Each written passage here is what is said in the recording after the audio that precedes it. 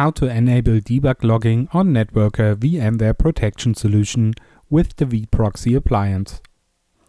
When faced with unexpected behavior with the NetWorker VMware Protection solution, it may be necessary to increase the logging level on the vProxy appliance in order to get more details in the log files. Log into the vProxy appliance via SSH. In today's example, we will use the PuTTY utility. Authenticate with the admin account.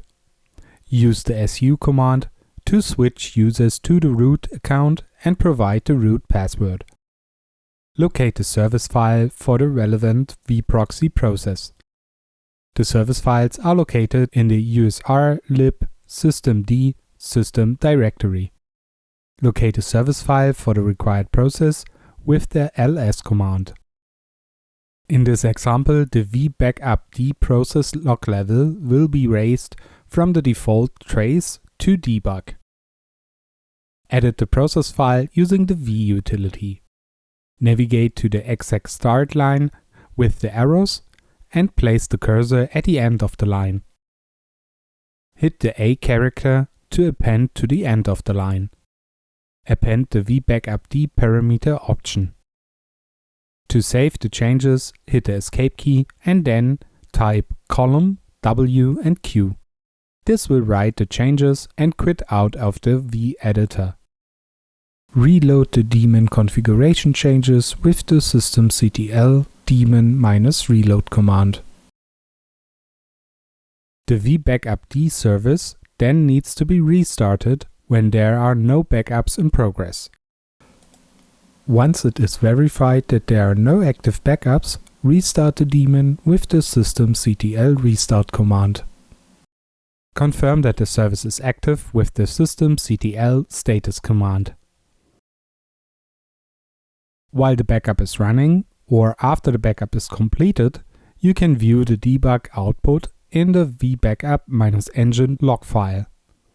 Navigate to the relevant log directory under opt emc vproxy runtime logs vbackupd. The vbackup-engine log file will contain debug messages.